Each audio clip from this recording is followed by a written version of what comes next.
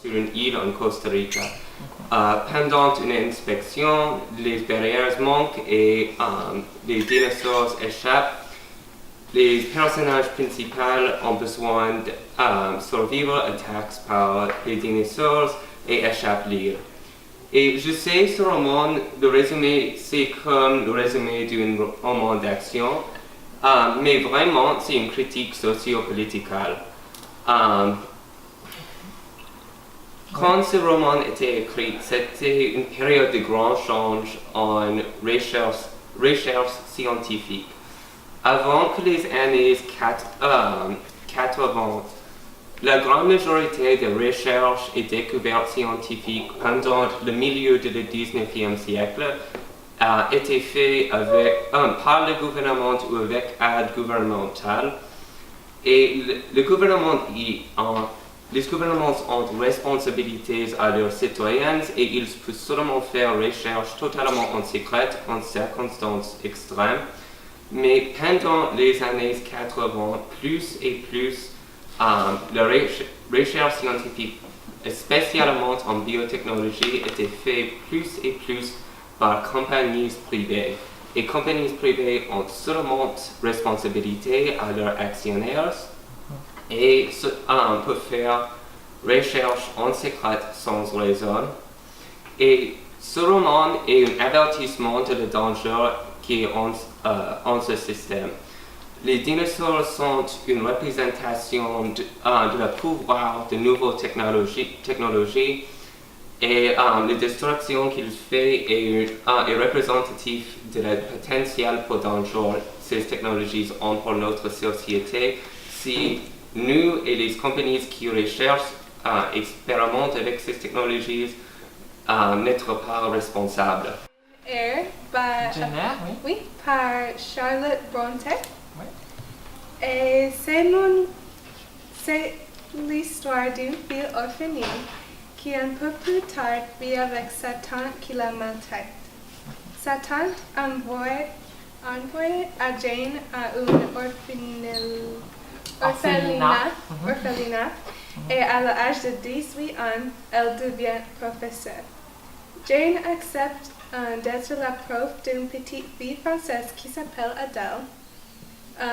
Après Jane tombe amoureuse du père d'Adèle, ils vont se marier et Jane découvre que Edward, Mr. Rochester, le père d'Adèle, a déjà une femme. La femme de Mr. Rochester a la maladie schizophrénie. Et, schizophrénie. Et Jane est une femme forte et s'est montrée courageuse toute sa vie. Elle n'avait pas besoin de cet homme pour être heureuse. J'adore ce livre parce que le personnage principal est fort et intelligent et c'est pas une chose très commune dans ce temps-là. C'est comme tu as besoin d'avoir un homme pour être heureuse, mais pas elle est comme l'exception. Et ce livre comporte suspense, douleur et de la romance. Et ce fait que je trouve ce livre génial. Je pense que ce livre est adapté pour tout public et c'est pourquoi vous devriez le lire aussi. Ok, merci. Ce que j'ai choisi, c'est le chemin parcouru, mémoire d'un enfant soldat. Comme le nom sujet, c'est en mémoire d'un enfant soldat pendant la guerre civile en Sierra Leone. Pendant l'histoire, Ishmael Bey raconte son activité pendant la guerre civile. En premier, sa village était attaqué quand Ishmael a visité sa grand-mère et il était séparé de sa famille et à ce moment, il a commencé à chercher pour sa famille, mais c'est difficile parce que tout le monde est séparé et il était dans un autre village avec sa grand-mère. Alors, parce qu'il était séparé, il était avec ses amis à la pointe. Alors, il sortit dans la forêt et des villages. mais il préfère la forêt. Mais il y a aussi des problèmes parce qu'il est difficile de trouver des choses à manger en la forêt. Alors, il doit aller au village de temps en temps, mais les villages sont très dangereux parce qu'il y a des autres soldats pendant la guerre et il y a des gens qui ont peur, beaucoup peur des soldats. Et les enfants soldats sont comment pendant la guerre et alors ils pensent que les enfants sont des soldats. Choisi pour cette présentation était La voleuse de livres par Marcus Zusak. L'intrigue basique, et c'est difficile de parler parce que c'est pendant plusieurs années, mais Liesel, elle est le personnage principal, est une orphelin qui vient pour habiter chez Hans et Rosa. Alors Hans éventuellement lui aide à d'apprendre comment lire et elle commence à avoir un amour pour les livres. Et c'est pendant le commencement est au début du Deuxième Guerre mondiale, mais ça continue beaucoup parce que, comme j'ai dit plus tôt, c'est pendant plusieurs années. Et l'intrigue devient très intéressante parce que, dans un point, ils cachent un juif dans leur sous-sol. Alors, ça devient très intéressant à cause du provenance des nazis dans leur ville. Et je pense que maintenant, c'est très important de lire parce que je pense que de tous les livres comme œuvre de littérature, il y a une perspective très unique et intéressante parce que l'histoire est narrée par le comme personnage de mort, du mort. La mort, c'est très intéressant, honnêtement. Il y a beaucoup de symbolisme. C'est basé sur des événements historiques et je pense que c'est très intéressant maintenant, spécialement parce que nous avons juste appris beaucoup du Deuxième Guerre mondiale et nous avons vu des musées, alors c'est très relevant. Il y a d'humeur, mais aussi des rebondissements dans l'intrigue qui ne sont pas attendus. Oui, je crois que je veux dire ça. Et il te donne plus d'une appréciation et une compréhension de comme les choses étaient pendant ce temps-là dans l'Allemagne. Et j'ai pleuré quand j'ai lu les 3 fois et je crois que c'est devenu une œuvre très importante dans notre société et mondialement. Ça, c'est très... Alors, Sophie, c'est parti. Oui, d'accord. J'ai choisi Ne tirez pas sur l'oiseau moqueur par Harper Lee. Et le roman est dans un petit village qui s'appelle Macomb, Alabama. C'est très petit, il n'y a pas beaucoup de choses à faire. Et c'est vraiment le sud des États-Unis. Il y a 2 groupes de personnes dans le village, le noir et le blanche. Et c'est juste avant la Deuxième Guerre mondiale, pendant la crise économique, il n'y a pas beaucoup d'argent. Et il y a 2 ou 3 années pendant le livre, mais j'ai choisi de dire à la plus célébrée partie, le procès de Tom Robinson. Et les personnages, il y a Scout Finch. Elle est très jeune, je pense à le début, elle a 6 ans. Mais elle est très intelligente, mais un peu naïve et superstitieuse. Aussi, son père, Atticus Finch, qui est un avocat, est très intelligent et très juste. Et aussi, il y a Tom Robinson, qui est noir dans le groupe de noirs dans Macomb. Et il y a aussi Bob et Maëlle Ewell, qui est très pauvre, mais ils sont blanches. Il y a beaucoup d'autres personnes comme Jan, Maydell et Boo Radley, mais c'est pas très important pour le procès de Tom Robinson. Et le résumé, Maëlle Ewell a accusé. Pendant le procès, c'est très bizarre parce qu'il n'y a pas vraiment de preuves pour chaque côté. C'est juste l'histoire de chaque personne. Et c'est important que dans le livre, c'est très évident que Atticus a gagné que Tom est innocent, mais parce que Tom est noir et Bob et Mayella sont blanches, le juge a dit que Tom est pas innocent. Et à la fin, Tom est mort. Il est exécuté.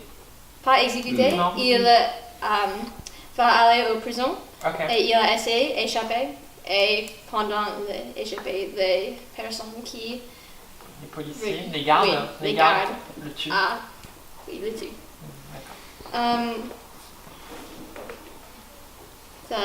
J'ai oublié mon point. Donc ça c'est le résumé. Oui, ça c'est le résumé. Et j'ai choisi le livre parce que c'est un de mes livres préférés aux États-Unis. Et aussi, c'est très intéressant parce que les choses qui passent dans le livre sont horribles. Mais c'est toutes les choses, les yeux de Scout. C'est très intéressant parce qu'elle est un enfant, elle est très très jeune. C'est très intéressant de lire comme ça. C'est une perspective Perspective d'enfant, d'enfant. une focalisation d'enfant. Ok, très bien. Merci Sophie. C'est un livre pas très connu, mais c'est assez récent. C'est The Book of Salt, ou le livre de sel, par Monique Touon. Et juste par un petit peu d'histoire, parce que c'est la fiction historique. Pendant les années 1930, beaucoup des écrivains américains ont déménagé à Paris pour écrire, pour fêter. Et un des écrivains qui a déménagé était Gertrude Stein et sa compagne de la vie, Alice B. Toklas. Et elles ont beaucoup des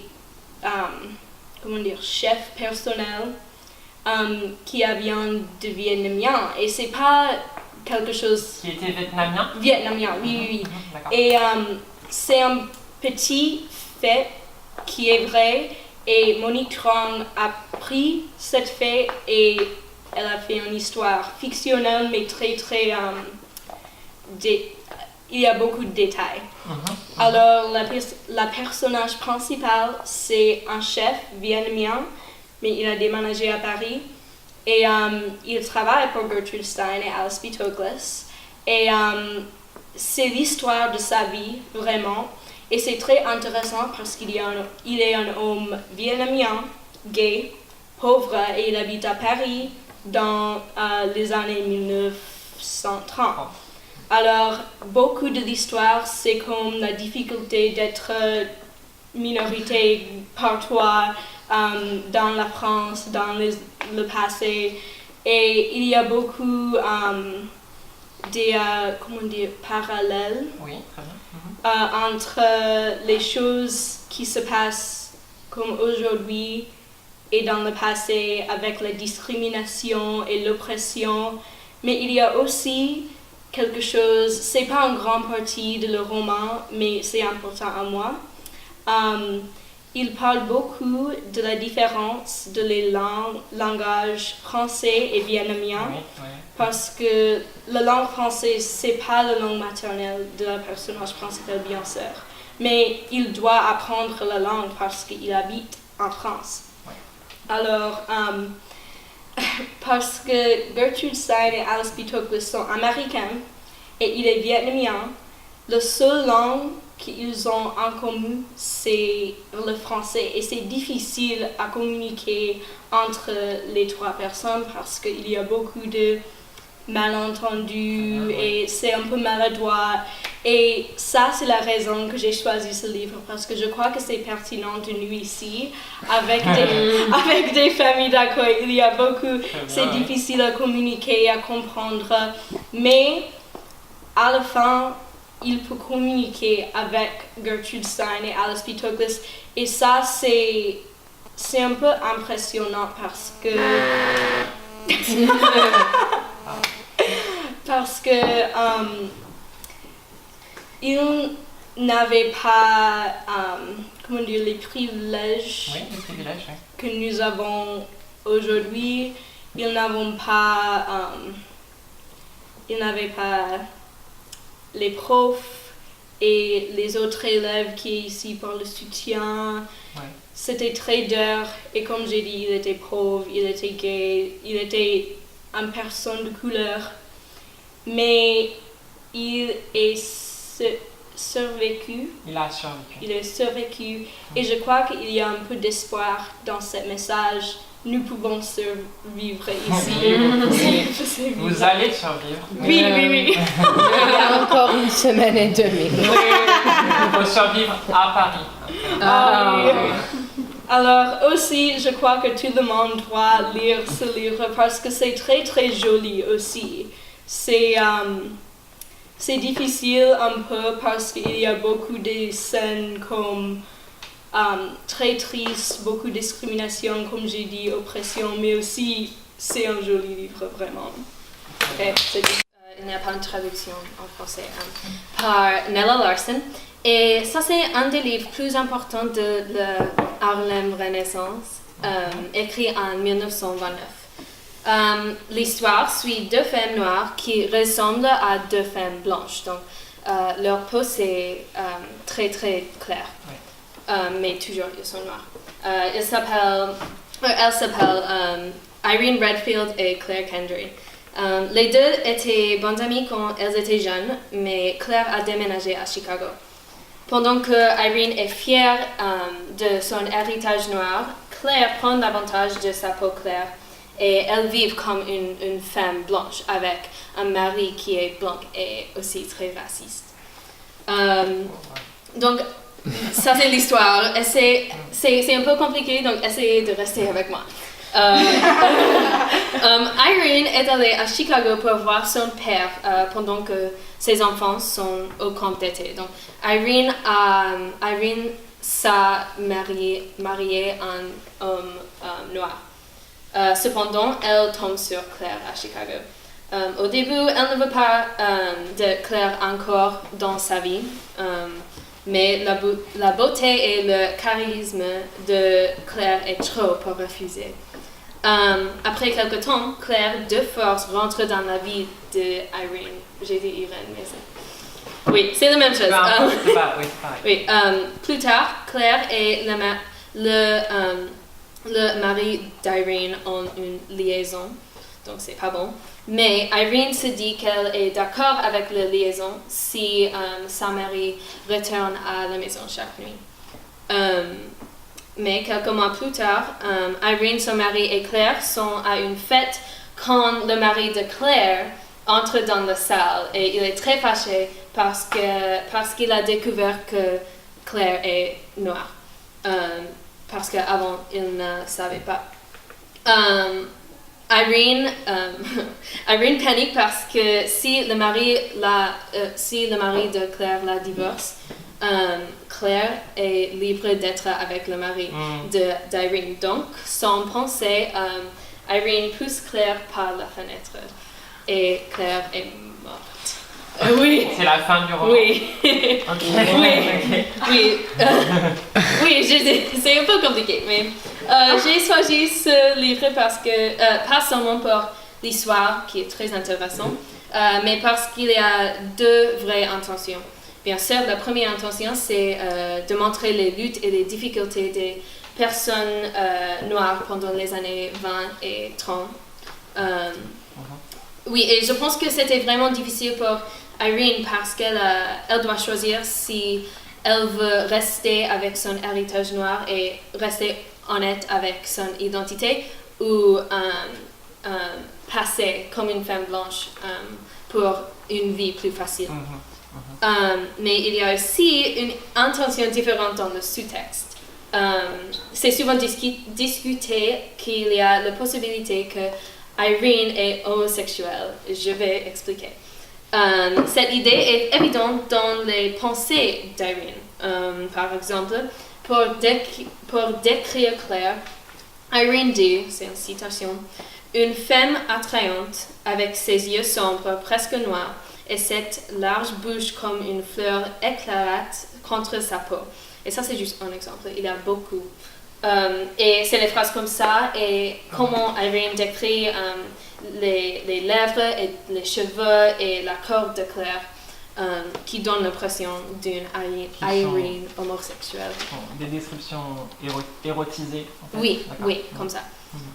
En conclusion, je recommande ce livre à tout le monde parce que l'histoire est très intéressante et les intentions de son livre sont toujours controversées, mais il faut qu'on lit le livre 2 fois, une fois pour comprendre l'histoire et une deuxième fois pour réaliser que Irene ne passe pas seulement comme une femme blanche, mais aussi une femme hétérosexuelle. Merci. D'accord, merci. J'ai choisi le livre A Thousand Splendid Suns. Oh. Oui, c'est très bien. Le livre, il s'agit de 2 filles qui habitent au Afghanistan pendant les années 1960 jusqu'à les années 2000. Et l'auteur a décrit les vies des filles dans un mariage involontaire. C'est les 2 filles qui s'est mariées le même homme. Et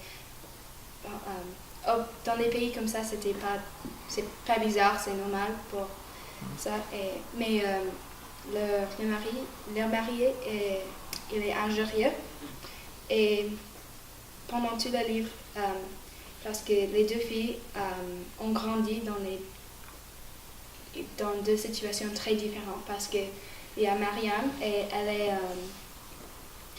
son père n'est pas le marié de sa mère, donc... D'accord. Oui, elle est... donc, sa mère s'est cachée. Oui. Parce Tu que... t'enfuis. Oui, parce qu'elle ne voulait pas que le monde sait que elle a une fille avec un autre homme. D'accord. Et il y a l'autre fille, Leila, elle a grandi avec sa mère et son père et elle avait un point de vue différent que Marianne parce que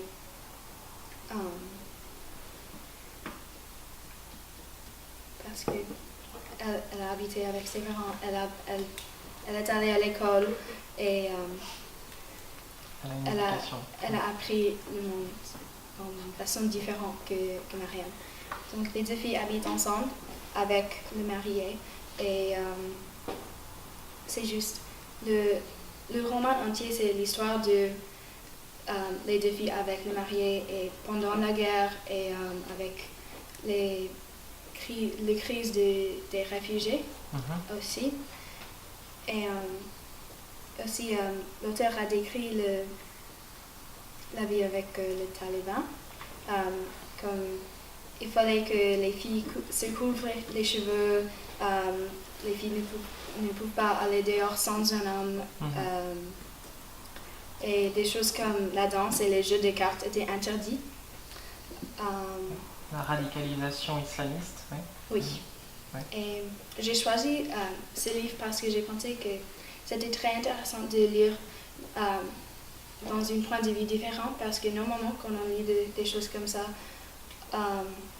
c'est « oh oui, c'est triste, oh c'est grave », mais comme ça tu apprends l'histoire dans le point de vue des filles directement. Oui, d'accord. Okay. Et c'est différent de voir comme ça et c'est intéressant. Je pense que c'est plus intéressant et c'est plus... tu as plus d'émotion quand tu lis le livre. Il y a un rapport plus privilégié avec l'auteur. Je pense que tu peux comprendre mieux leurs difficultés pendant la guerre et dans les pays comme ça. Ok, très bien, merci. J'ai choisi Le Cap sur l'Armageddon. C'est un livre science-fiction par David Weber. Et tous les humains qui vivent dans le monde qui s'appelle Sanctuaire. Et il n'y a pas de technologie, c'est tous comme le Moyen-Âge. Et il y a une église, l'église de Dieu du jour espéré, qui est le gouvernement dans le monde. Et il y a des autres pays, mais toutes les personnes donne les services et l'argent et comme ça à l'église. Et il y a le premier caractère, Merlin. Il est un guerrier qui actuellement il est une femme qui était un guerrier le perdu monde de terre et il essaye à donner les technologies qui étaient perdues aux les personnes du monde sanctuaire. Et il y a une guerre entre l'Église qui était contre la technologie et les pays qui ont les technologies maintenant. Et c'est intéressant parce que c'est science-fiction et on pense les choses comme la guerre d'étoiles, les choses comme ça, c'est superficiel. Mais c'est une bataille pour l'égalité, pour la liberté, pour les choses comme ça. Et c'est très relevant aujourd'hui parce qu'il y a des personnes qui n'ont pas l'égalité comme les autres personnes, qui doivent combattre pour le même traitement de les autres personnes. Mais c'est juste... et en France aussi, il y a les premières choses de le pays, c'est liberté, égalité, fraternité. C'est la même chose. Dans le livre, c'est une bataille pour le pouvoir de choisir. Et c'est pourquoi j'aime ce livre.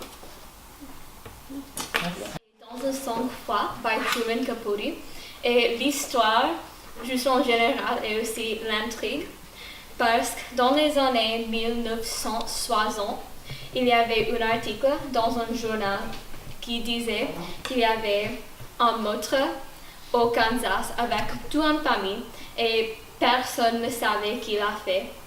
Alors, Truman Capote, qui travaillait pour le New Yorker comme journaliste, il a dit « Je dois aller au Kansas, dans une petite ville, juste pour savoir ce qui s'est passé. » Alors, il a pris Harper Lee, qui était sa meilleure amie, et ils sont allés au Kansas ensemble pour découvrir les choses qui sont passées et pour savoir plus de ce qui s'est passé pour le meurtre. Mais quand ils sont arrivés, juste à cause d'un petit article, ils ont découvert que les choses et le meurtre avaient beaucoup plus qui était intéressant qu'on pensait originalement. Alors, au commencement, Truman Capote voulait écrire juste un article, mais après il a décidé à écrire un livre.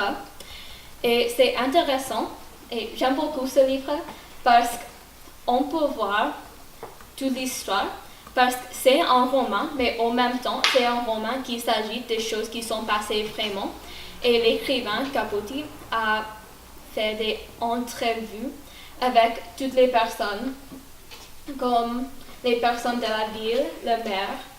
Mais en train d'écrire, les polices ont découvert les personnes qui ont tué toute la famille. Alors ça, c'est très intéressant pour moi parce qu'il a fait beaucoup d'entrevues avec les deux criminels et il est devenu un ami avec les criminels. Et ils étaient super proches. Mais à la fin, les criminels ont reçu la peine de mort parce qu'ils ont tué une famille entière. Et alors, après ça, Capote n'a pas fini un autre livre parce que ses émotions étaient super bas après ça. Il était déprimé. Il était si mélancolique qu'il était alcoolique après ça. Et je crois que ce livre est très intéressant parce qu'il a créé le nouvel genre de journalisme qui est aussi, qui n'est pas fiction, mais on peut le lire comme c'est fiction, alors c'est très intéressant. Et dans le genre de vrai crime, c'est le plus populaire juste après Helter Skelter. Et aussi, je crois que maintenant, ce livre est très pertinent parce que Les événements se sont passés dans les années 1960, mais en même temps, maintenant, une grande conversation entre toutes les personnes politiques et ce qu'on doit faire avec les criminels. Et pour la plupart, les livres des criminels sont juste « Oh, ils sont horribles, ils doivent être tués par la peine de mort ». Mais quand on lit dans Sang-Froid, on voit les personnes qui ont tué une entière famille, mais comme ils sont personnes et les circonstances qui sont dehors les choses qu'ils ont fait. Et quoi d'autre? Je crois que c'est la raison que j'aime le livre. Aussi, j'adore Truman Capote. Truman Capote, oui. Merci.